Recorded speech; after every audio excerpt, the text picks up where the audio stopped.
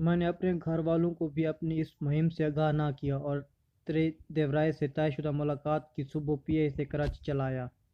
Hotel metropole کے مالک Cyprus مینولوا میرے کراچی میں ٹیکسیشن میں ملازمت کے دور سے مجھ سے انتہائی شفقت برتتے اور اپنی اولاد کی طرح چاہتے تھے۔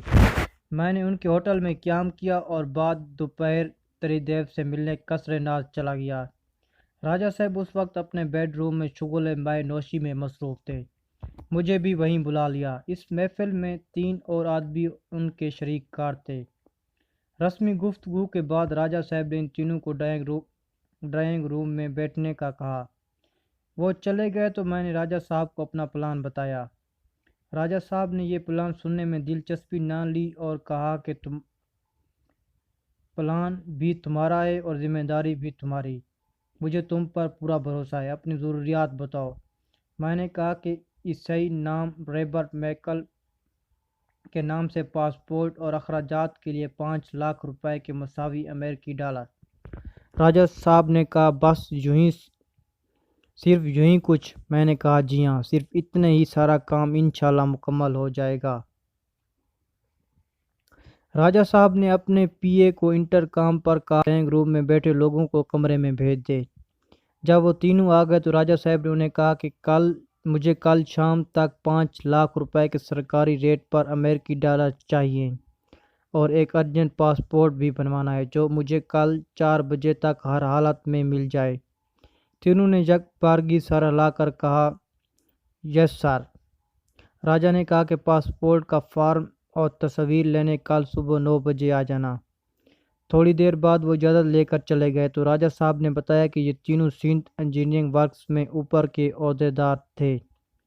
یہ 5 لاکھ مجھے دیں گے تو 10 لاکھ خود کمائیں گے، اور اگر میں ایسا نہ کروں تو پھر بھی ان کے پاس ایسے حربے ہیں کہ میری لا علمی میں یہ 20 لاکھ ہر مہینے ارن کرتے ہیں، یعنی کہ کماتے ہیں۔ میں نے اس بات کا کوئی جواب نہ دیا اور ادھر ادھر کی باتیں کر کے اجازت لی اور پی اے کے پاس جا کر راجہ صاحب کے حسب ہدایت اپنے پاسپورٹ سائز فوٹوگراف اور رابرٹ میکل کے گواہ لکھوائے اور سادہ کاغذات پر رابرٹ میکل کے 5-6 دستخط بھی کر دیے۔ اگلے روز شام 5 بجے جب میں قصر ناز پہنچا تو راجہ صاحب پاسپورٹ اور ڈالر لیے میرے منتظر تھے۔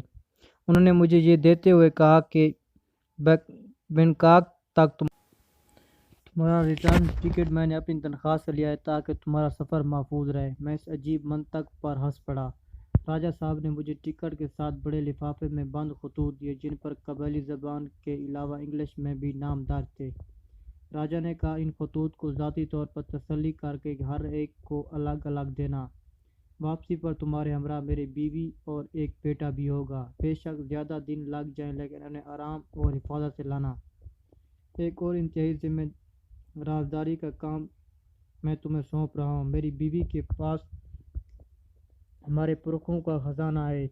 میں نے بیوی کو لکھا ہے کہ جڑاؤ زیورات تو میرے بڑے لڑکے کو دے دے جو ابھی چکما قبائل کا سردار ہے، لیکن تمام زیورات جو 4 کلو سے بھی زیادہ وزنی ہیں انہیں پہلے تمہیں دے اور بعد میں وہ زیورات میرے لڑکے کو۔ ان زیورات کو میرے بڑے لڑکے اور چکما قبائل سے نہایت ہوشیاری اور رازداری سے نکالنا ہے۔ میرے لڑکوں کو ان کی ذرا سی بھی پڑ گئی تو وہ پھر نہ تو زیورات ہی بچیں گے اور نہ ہی تم اور تمہارے ساتھی۔ تم میرے دوست ہو، میں تم پر تو بھروسہ کر سکتا ہوں لیکن اپنے لڑکوں پر نہیں۔ قبیلے کی رسومات اور سردار کی بیوی کی روانگی سے پہلے قبیلے کی عورتیں اسے ایک لمحے کے لیے بھی اکیلا نہیں چھوڑتی، اس لیے میں اپنی بیوی کو خط لکھ دیا کہ خط ملتے ساتھ ہی زیورات تمہارے حوالے کر دے، پھر یہ تمہاری ذمہ داری ہو کہ انہیں بحفاظت مجھ تک پہنچاؤ۔ راجہ تریدیو رائے کی باتوں سے مجھے محسوس ہو رہا تھا کہ اسے اپنی بیوی اور بیٹوں سے زیادہ ان زیورات کو حاصل کرنے کی خواہش تھی۔ بیوی اور بیٹے کو پاکستان لانے کا مقصد بھی ان کی آڑ میں زیورات کا حصول تھا۔ بہرحال یہ اس کا ذاتی مسئلہ تھا۔ ابھی تک وہ چکما قبائل کا سردار تھا اور محض پاکستان سے وفاداری کی وجہ سے اپنے قبائل میں واپس نہیں جا سکتا تھا۔ مجھ پر اس کا اتنا بڑا احسان تھا جسے میں کبھی فراموش نہیں کر سکتا تھا۔ خزانے کا مالک وہ تھا جسے اس تک اصولاً پہنچانا چاہیے تھا، چنانچہ میں نے یہ ذمہ داری بھی قبول کر لی۔ میری سیٹ پرسوں کی فلائٹ کے لیے اوکے تھی اور مجھے اس سفر کے لیے مزید تیاری بھی کرنی تھی۔ میں نے اجازت دی تو راجا نے کہا کہ فلائٹ سے 2 گھنٹے قبل میں اس کے پاس آ جاؤں۔ کسی بھی قسم کا رسک نہ لینے کی وجہ سے وہ ایئرپورٹ پر میرے ہمراہ چلے جائے گا۔ میں نے راجا کو بتا دیا کہ اس ساری مہم میں درپیش حالات کے پیش نظر 2 سے 5 ماہ تک کا عرصہ لگ سکتا ہے، اس لیے میں اسے کوئی فکس ڈیٹ بتا نہیں سکتا۔ میں اپنی طرف سے حتی الامکان کوشش کروں گا کہ جلد از جلد کامیابی سے لوٹ آؤں۔ جہاں بھی موقع ملا میں اسے باضابطہ حالات سے مطلع کرتا رہوں گا۔ راجا تیری دیو سے رخصت ہو کر میں میٹروپول ہوٹل آ گیا۔ اس ملاقات میں نے راجا جو انکشاف کیے تھے ان کے متعلق اس نے اسلام آباد میں ہلکا سا اشارہ بھی نہیں کیا تھا۔ وہاں اس نے صرف یہ کہا تھا کہ اس کی رانی اور چھوٹے بیٹوں کو پاکستان لانا ہے، لیکن کراچی میں اس نے اپنے خاندان کے زیورات بھی ہمراہ لانے کا کہہ کر مجھے بڑی الجھن میں ڈال دیا۔ اس کے یہ کہنا ہے کہ زیورات کا اس کے بڑے بیٹے کو جو اب قبیلے کا سردار تھا ہرگز پتہ نہ چلے اور نہ ہی قبیلے کے کسی فرد کو اس بات کا علم ہو۔ مجھے پیش آنے والی مشکلات اور ہلاکت کی نزاکت کا پورا احساس ہو گیا تھا۔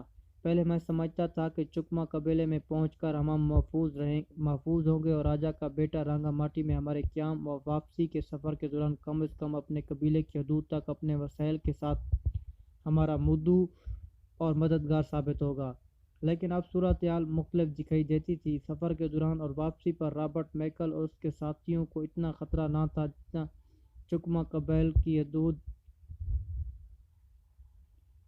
میں پیش آ سکتا تھا۔ سردار بدلنے کے ساتھ ساتھ یقیناً وفاداریاں بھی بدل چکی ہوں گی۔ نئے سردار کی تقرری کا فرمان میں ہمراہ لے جا رہا تھا۔ اس فرمان کا مطلب یہ تھا کہ راجا دیو رائے جو مخصوص وفادار تھے انہیں بھی اب خود راجا کے فرمان کے مطابق نئے راجا کی اطاعت اور اس کے احکامات بجا لانے پڑیں گے۔